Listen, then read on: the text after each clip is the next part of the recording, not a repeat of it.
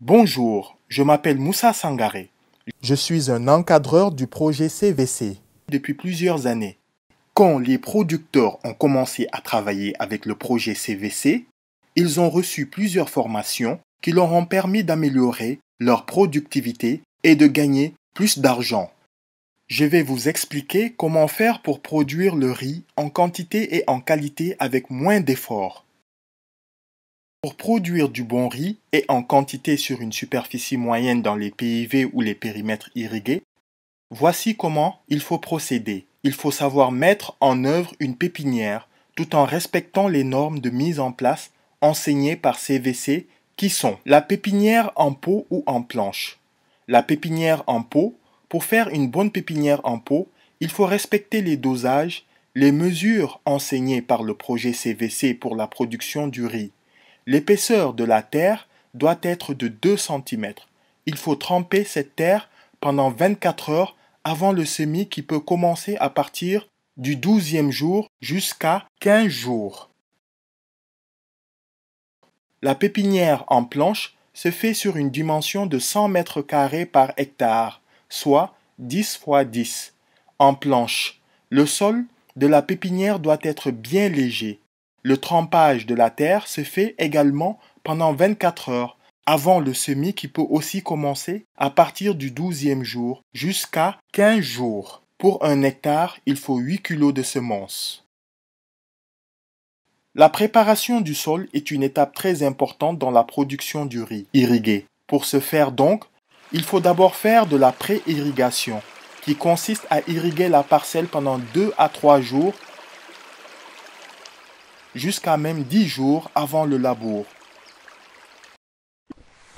Le labour, comme d'habitude, se fait avec soit la charrue ou un motoculteur. Après le labour, il faut procéder au nivelage, planage de la parcelle. Après la préparation du sol, il faut passer à l'étape suivante qui est le repiquage. Il se fait après 10 à 15 jours de la pépinière. Le sol doit avoir de la boue bien épaisse et collante, mais il ne doit pas y avoir d'eau stagnante sur la parcelle au moment du repiquage. Le nombre de plants doit être d'un plant par poquet. Il faut mettre un écartement de 25 cm entre les poquets et les lignes pour vous permettre de faire un sarclage croisé avec facilité. Ainsi, vous permettrez à chaque plante d'être glissée latéralement dans la boue et les racines seront horizontalement couchées dans le sol bien mouillé. Après le repiquage, il faut donner du temps aux plants de bien s'installer, 8 à 14 jours, avant d'entamer le premier sarclage à la main.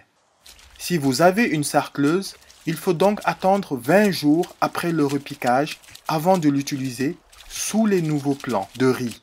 Le sarclage se fait tous les 7 jours selon la pression des mauvaises herbes et la fréquence de l'irrigation, qui est de 4 fois par saison. N'oubliez pas, une lame d'eau doit être présente au moment du sarclage. On doit normalement sarcler avec chaque irrigation et l'eau ne doit pas être évacuée de la parcelle pour ne pas perdre les nutriments. Pour un bien meilleur rendement, mes chers amis, je vous recommande de faire le sarclage croisé. Cela permettrait de ramener les nutriments sous le pied des plants. L'étape suivante est la fertilisation qui se fait de 2 manières. L'application du fumier et de l'engrais. Il faut noter que pour un hectare de riz, vous devez appliquer 5 à 10 tonnes de fumier au compost bien décomposé.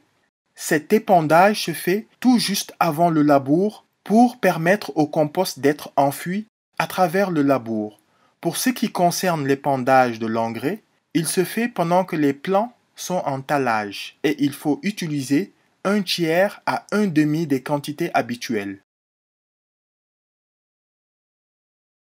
Pour ce qui concerne la phase suivante qui est l'irrigation, la lame d'eau ne doit pas dépasser 2 cm car en cette période de la culture du riz, elle est utilisée uniquement pour contrôler les adventices et non pour un besoin d'eau directe pour la parcelle. Pendant la floraison, la taille de la lame doit être au maximum 3 cm en permanence. La récolte se fait sur un sol bien sec, C'est pour cela qu'il faut obligatoirement faire le drainage à 3 semaines avant la récolte. La dernière partie de la leçon sur la production du riz bas-fond de qualité est la récolte. Elle est la phase la plus heureuse si toutefois vous mettez en œuvre toutes les techniques et bonnes pratiques que je vous ai enseignées aujourd'hui. La récolte est faite lorsque les 3/4 des épis sont en maturité. En conclusion, je vous répète que lorsque vous aurez appliqué toutes ces bonnes pratiques, il est sûr et certain que vous allez faire une récolte avec un très bon rendement. Si vous avez des questions, adressez-vous au projet CVC. Le projet CVC est un projet financé par l'USAID pour améliorer la productivité et la production des acteurs des chaînes de valeur riz, mil et sorgho. Merci pour votre attention.